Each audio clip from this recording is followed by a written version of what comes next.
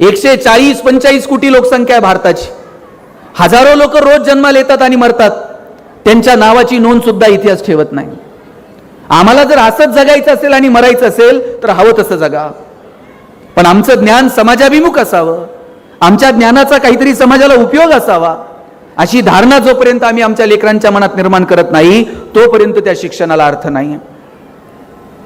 शिक्षक हा विद्यार्थीभिमुख असावा, विद्यार्थी हा ज्ञानाभिमुख असावा आणि त्याचं ज्ञान समाजाच्या हिताचं, समाजाच्या उपयोगाचं असावं, हा विचार लेकरांना द्यायला नको. तो देण्यासाठी आपण सातत्यानं प्रयत्न केले पाहिजे. मी नवीन स्वच्छता अभियानामध्ये काम करायचो.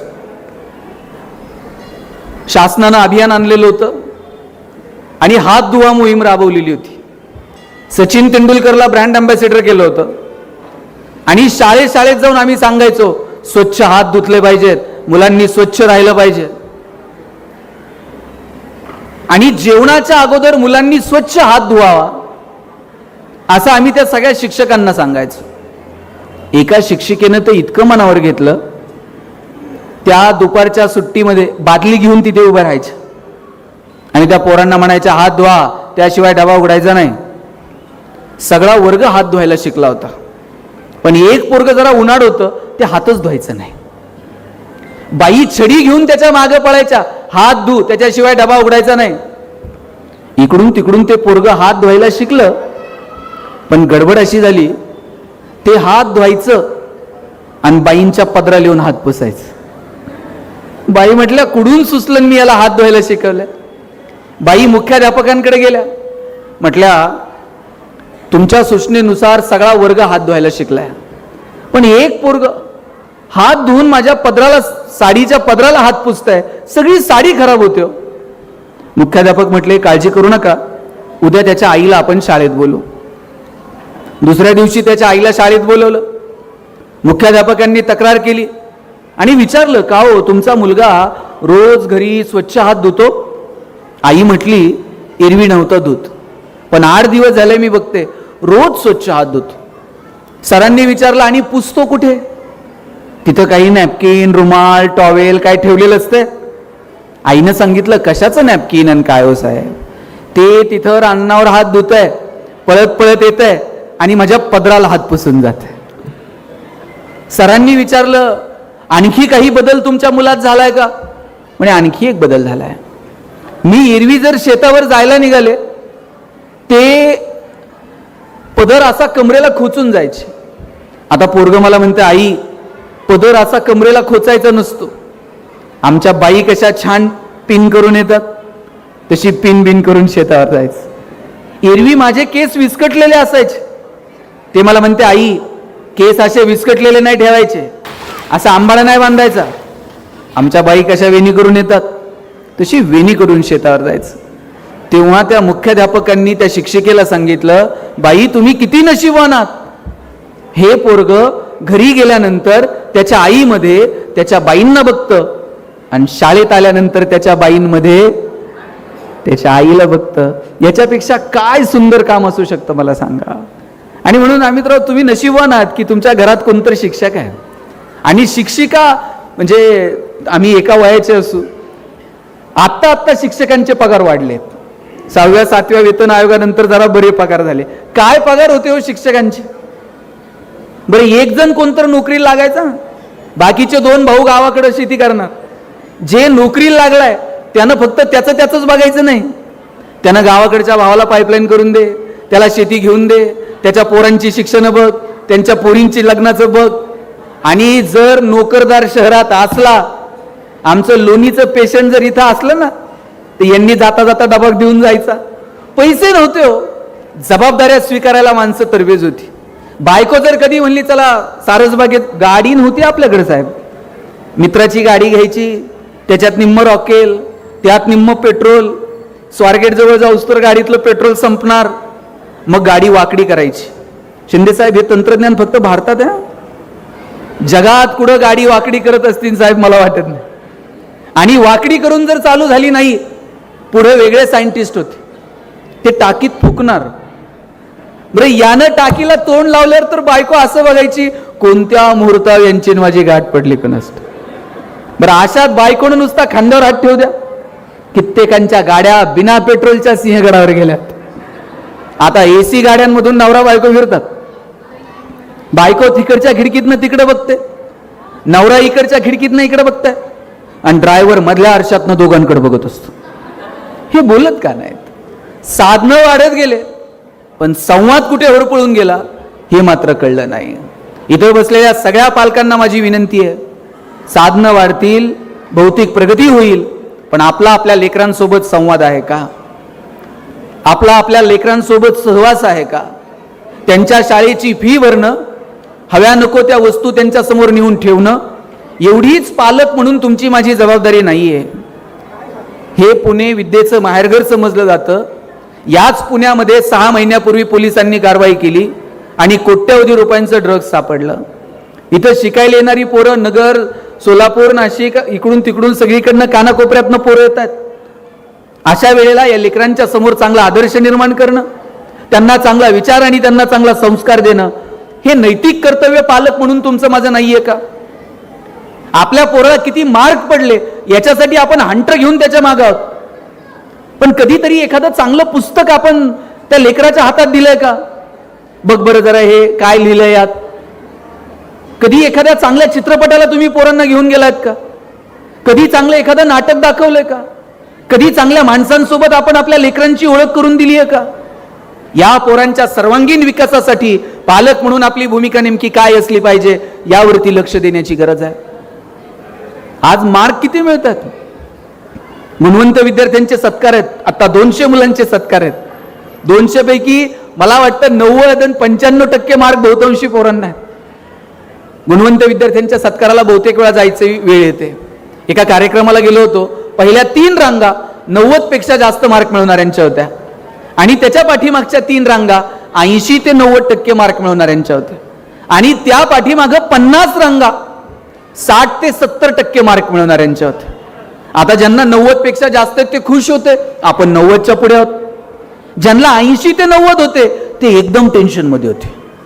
त्यांना 90 वाल्यांकडे बघून हसता येत नव्हतं, 60-70 वाल्यांकडे बघून रडता येत नव्हतं.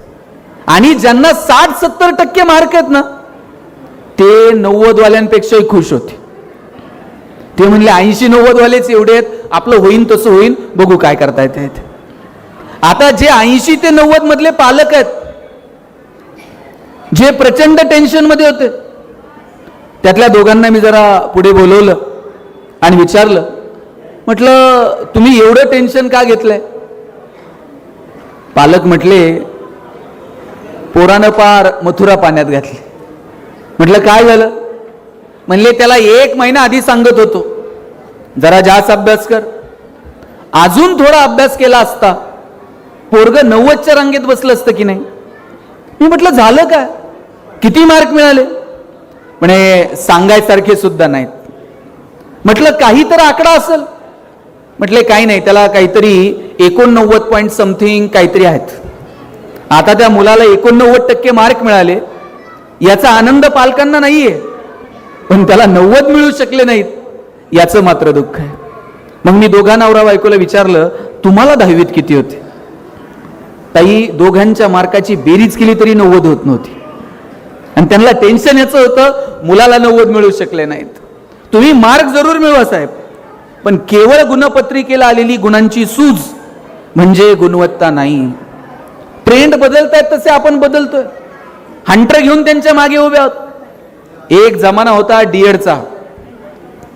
आता तरुण पोरांना डीएडचा काहीतरी कोर्स असतो हे सुद्धा बहुतांशी पोरांना माहीत नसेल. आणि डीएडला जर नंबर लागला आणि त्यातल्या त्यात ते जर जिल्हा परिषदच्या शाळेवर एकदा चिटकला आणि दोघं नवरा बायको जर जिल्हा परिषदला असले, त्यांनी परत मागं वळून बघायचं नाही. आज डीएड कॉलेजेसची अवस्था काय? बहुतांशी डीएड कॉलेजेस आता बंद आहेत. त्यानंतर इंजिनिअरिंग वाल्यांचा बूम होता.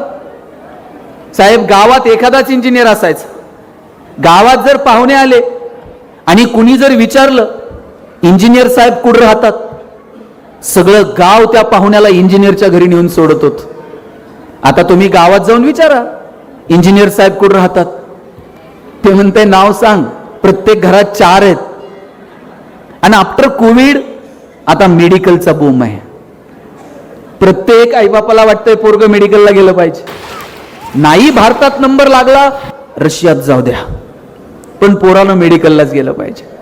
बरं, यांच्या डोक्यात असलं काय नाही. याला जरा मॅथ्स फिजिक्स आवडतंय म्हणून यानं इंजिनिअरिंगला जावं, याला जरा बायोकेमिस्ट्री आवडतंय म्हणून यानं मेडिकलला जावं, असलं काही नाही. आमच्या डोक्यात आहे पोरगा MBBS, त्याला मुलगी डॉक्टर, दोघांचं हॉस्पिटल, आणि नंतर मेहुण्याला मेडिकल. ते हल्ली मेहुण्यालाच द्यावं लागते साहेब, ते लिखित नियम आहे. आम्ही या चौकटीच्या पलीकडे कधी जाणार आहोत? इथे चेंबूरला गेलो होतो मी व्याख्यानाला. होमी भाभा इन्स्टिट्यूट आहे, 1200-1400 एकरचा कॅम्पस आहे.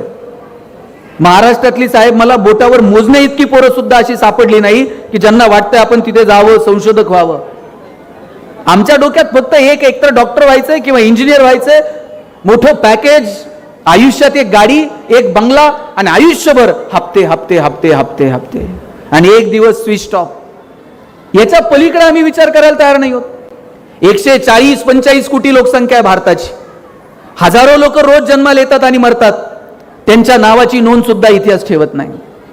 आम्हाला जर असंच जगायचं असेल आणि मरायचं असेल तर हवं तसं जगा, पण आमचं ज्ञान समाजाभिमुख असावं, आमच्या ज्ञानाचा काहीतरी समाजाला उपयोग असावा, अशी धारणा जोपर्यंत आम्ही आमच्या लेकरांच्या मनात निर्माण करत नाही तोपर्यंत त्या शिक्षणाला अर्थ नाही.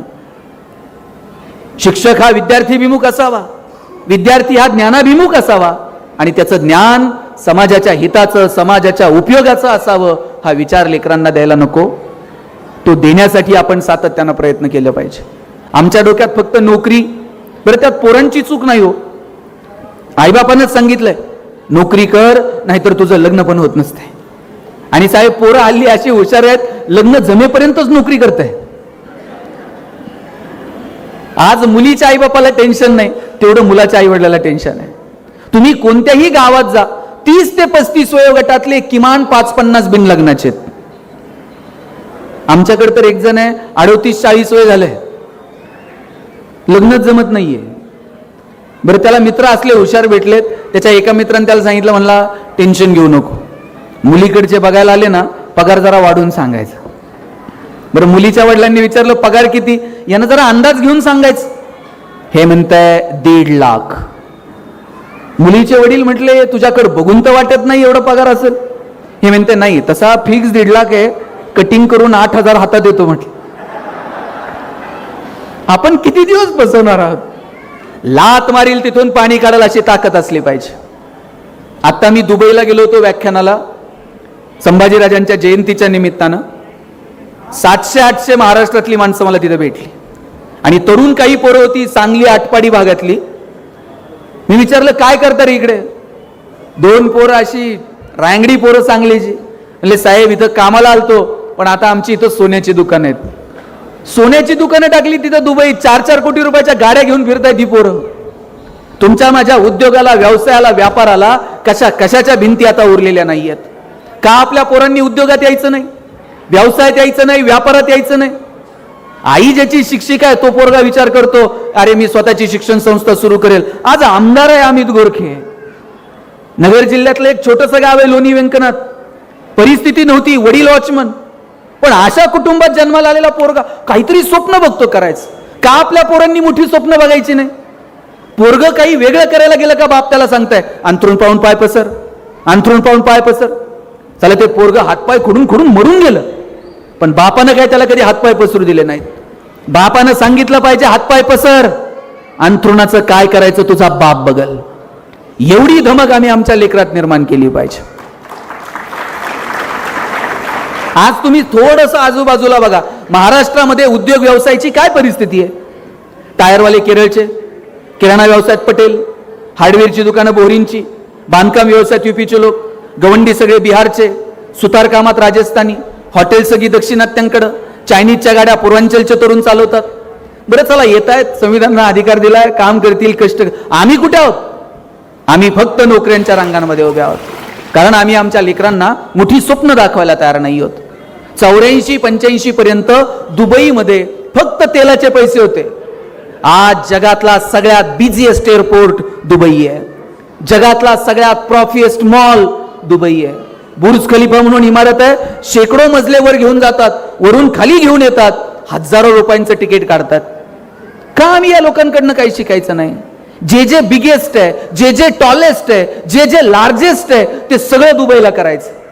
त्यांना माहित आहे तेलाचे पैसे कधीतरी संपतील आणि पर्यटनाच्या बाबतीत आपण जगाला स्वतःकडे आकर्षित करू. आपल्याला का वाटू नये?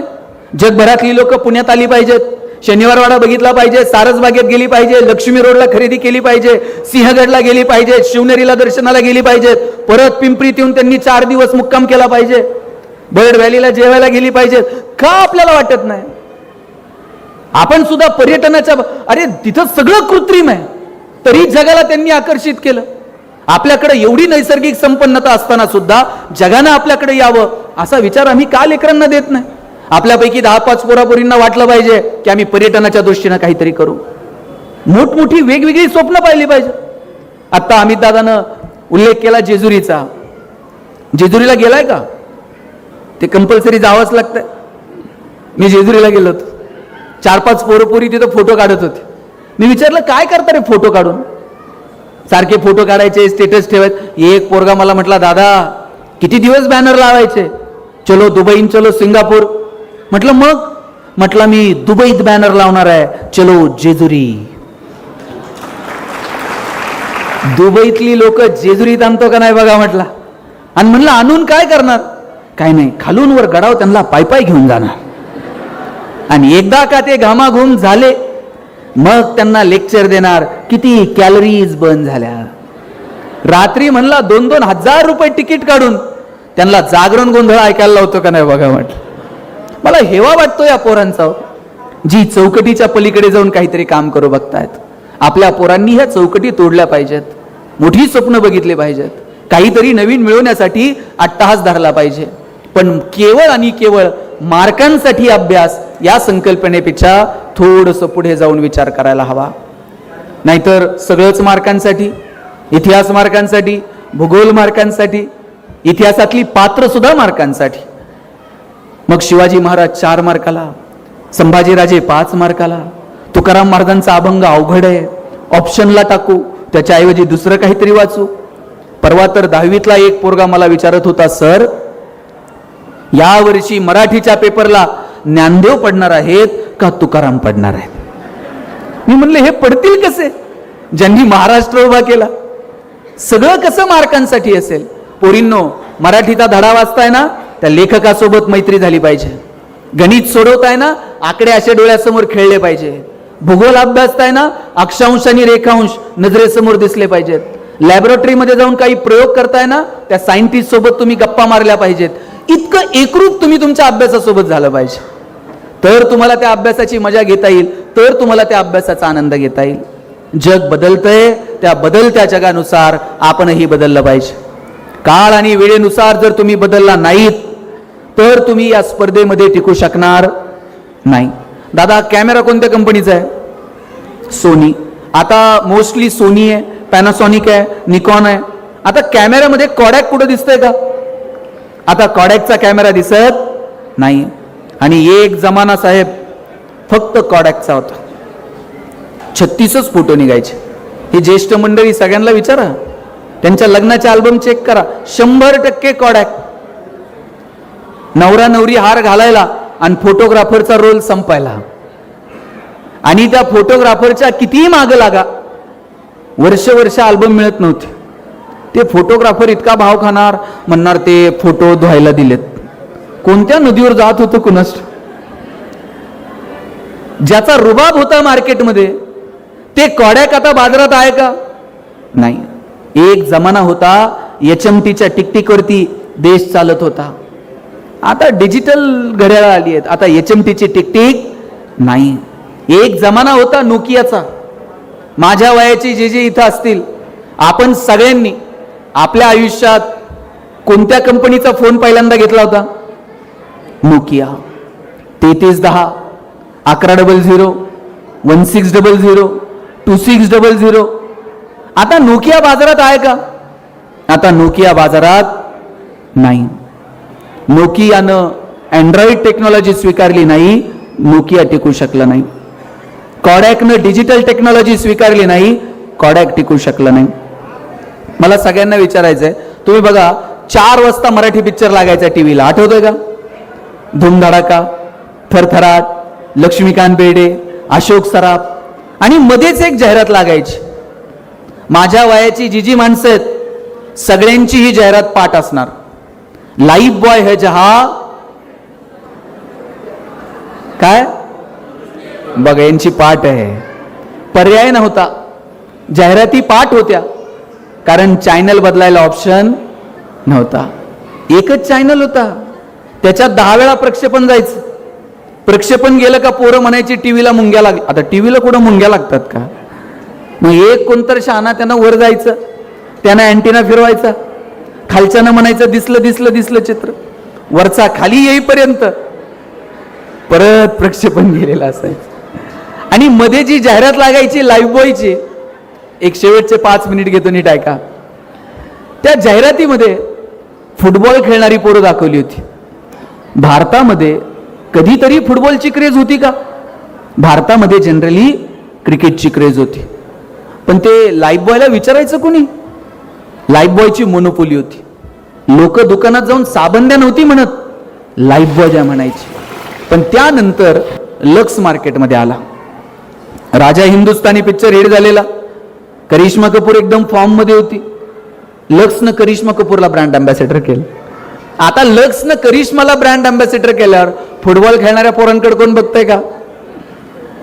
लक्सनं मार्केट कॅप्चर केलं. लाईफ बॉयला कळलं, आता जर मार्केटमध्ये टिकायचं असेल, फुटबॉल खेळणारी पोरं उपयोगाची नाहीत. लाल रंगाचा ठोकळा साबण बाजूला केला आणि लाईफ बॉय गोल्ड नावाचा गुळगुळीत साबण बाजारात आणला. आता लाईफ बॉय गोल्डची जाहिरात कोण करत होतं? कॉलेजचा एक तरुण मुलगा आणि मुलगी. मुलगी गाडीवरनं उतरते, रागात निघून जाते. मुलगा विचारतो काय झालं? मुलगी सांगते पसीने की बदबू से परेशान. पोरगा घरी जातो, लाईफ बॉय गोल्ड आंघोळ करून येतो. या कंपन्यांना कळलं, मार्केटमध्ये जर टिकायचं असेल तर बदल स्वीकारावे लागतील. मला एक सांगा, कोविडमध्ये एक तरी साबण अशी जाहिरात करत होता का? आमचा साबण सुगंधी आहे, तो लावल्यावर तुम्ही गोरे व्हाल. कोविडमध्ये कुणाला गोरं व्हायचं पडलं? प्रत्येक साबण एकच जाहिरात करत होता, 99.9% कीटाणू से मुक्ती. कोविडमध्ये संतूर मम्मी बिम्मी काही नव्हतं, फक्त कीटाणू आणि मुक्ती. आणि साहेब, मला मोती साबणाचं गणित अजून समजलेलं नाही. मोती वर्षभर कुठं असते काय माहित, ते दिवाळीलाच येते. वर्षभर झोपताय, दिवाळीला म्हणताय उठा उठा. मोती साबणानं आंघोळ करायची त्यानं ठरवून घेतलंय. वर्षभर कुणाला काय मस्ती करायची ते करू दे, आपलं मार्केट, आपल्याला आपलं मार्केट ठरवता आलं पाहिजे. भारत ही जगातली सगळ्यात मोठी बाजारपेठ आहे. चायनाला कळतंय भारतात आणून काय विकायचं, अमेरिकेला कळतंय भारतात आणून काय विकायचं. पण आपल्या पोरांना समजत नाहीये, भारत ही जगातली सगळ्यात मोठी बाजारपेठ आहे आणि आपलं खणखणीत नाणं असं वाजून इथं विकता आलं पाहिजे. त्यासाठी आपल्या पोरांमध्ये अपेक्षित कौशल्य आपल्याला निर्माण करता येतील का? यायचा जमाना आहे. ChatGPT वर नुसतं सांगायला उशीर, सगळं तुमच्या पुढ्यात येऊन थांबलंय. किती भन्नाट आणि किती कमालीचं जग बदलत आहे. या बदलत्या जगानुसार आपल्याला नवीन तंत्रज्ञान स्वीकारता येईल का, याची काळजी आपण घेतली पाहिजे. एवढासा देश आहे इस्रायल, पण कृषी क्षेत्रामध्ये अशी काही प्रगती केली साहेब, आपल्याला 60-70 वर्ष गेली हे कळायला. पाणी पिकाला द्यायचं असतं, पाटाला नाही. 60-70 वर्ष आपण पाटानं पाणी देत होतो. आत्ता कळालं इरिगेशनच्या नवनवीन पद्धती आल्या पाहिजेत. आता तर आमच्या राहुरी कृषी विद्यापीठानं ड्रोन टेक्नॉलॉजी विकसित केली आहे. हे फोटोग्राफर जे ड्रोन वापरतात ना, आता ड्रोन नुसता फोटोला नाही, शेतकऱ्यानं फवारणी करताना खांद्यावर पंप नाही टाकायचा, त्यानं बांधावर बसायचा हातात रिमोट घेऊन आणि ड्रोननं फवारणी करायची. आता शेतकरी ड्रोननं फवारणी करायला लागलाय. एक दिवस असा येईल ड्रोनला फक्त कांद्याची गोणी अडकवायची, बटन दाबलं का थेट भुसाऱ्यात. इथपर्यंत तंत्रज्ञान जाऊन पोहोचणार आहे.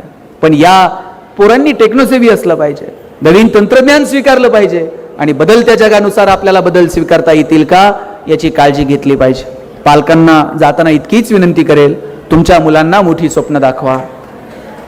त्या पोरांमध्ये एक जिद्द, एक आकांक्षा, काही महत्वाकांक्षा, आणि हे सगळं करत असताना त्यांचे पाय जमिनीवर राहतील का याची काळजी घेऊयात.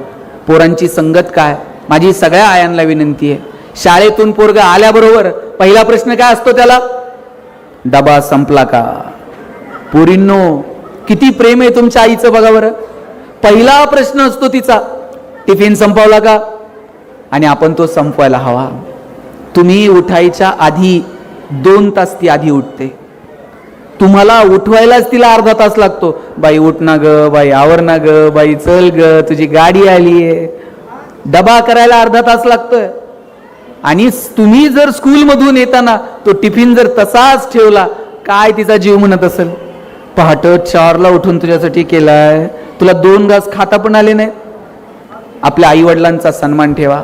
जी जी तरुण पोरं इथे बसलेली आहेत, तुमच्यासाठी शेवटचे 2 मिनिट घ्यायचे. तुमची उंची आता वडिलांच्या खांद्याला आली, तुमची चप्पल वडिलांच्या पायाला यायला लागली आणि वडिलांची चप्पल तुमच्या पायाला यायला लागली. एकदा का पोरगा खांद्याला आला, बाप रागवत नाही, बाप ओरडत नाही, बाप चिडत नाही. अशा वेळेला वडिलांच्या डोळ्याची भाषा तुम्ही समजून घेतली पाहिजे. काय अपेक्षा आहे रे बापाची. बापाची अपेक्षा नाहीये पोरानं दररोज 10-20 हजार रुपये आणून हातात द्यावेत. वडिलांची अपेक्षा इतकीच आहे, त्यानं त्याच्या पायावर उभं राहावं, त्याचं नाव कमवावं. आणि एक दिवस असा आला पाहिजे, लेकराच्या नावानं आईबापाची ओळख झाली पाहिजे.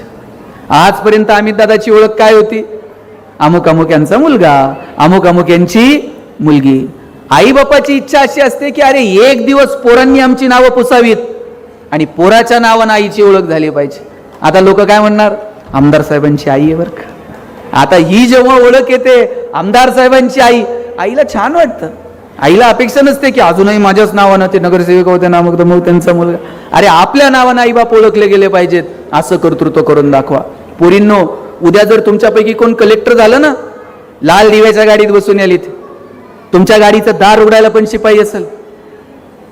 तुमच्या सहीनं एखाद्या गावाचं भविष्य बदलेल, तुमच्या सहीनं एखाद्या माणसाचं आयुष्य बदलून जाईल. कधीतरी अमित दादा फोन करतील, ताई तुम्ही त्यावेळेस आला होतात, आज कलेक्टर आहात, जरा प्रमुख पाहुणे म्हणून आमच्या स्कूलला याल का. याल का नाही बोलवल्यावर. आणि मी काही काम बीम घेऊन आलो तर ओळख ठेवाल का. पण यासाठी तुम्हाला काय करावं लागेल, इकडचा डोंगर उचलून तिकडे ठेवायचा आहे.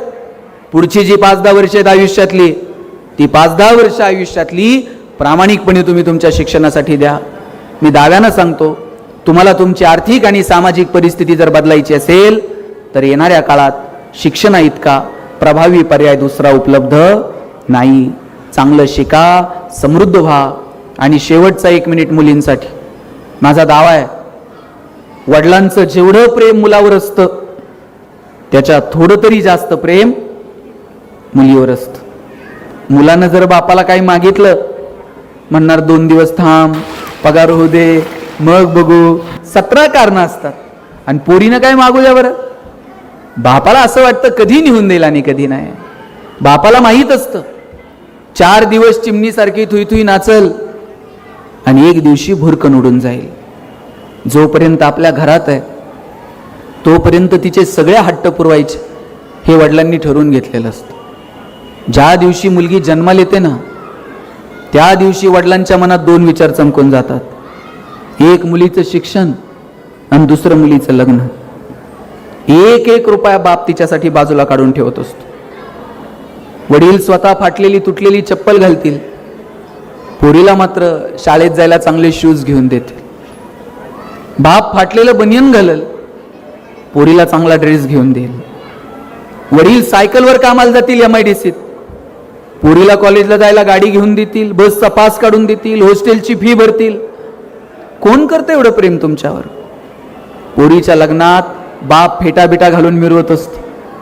दिवसभर बापाची मान उंच असते. कन्यादान झालं ना, मग वडील मान खाली घालतात, जावयाच्या हातात हात देतात आणि सांगतात, तर हाताच्या फोडासारखी जपली, सांभाळून घ्या. दिवसभर वडिलांच्या डोळ्यात थेंब येत नाही.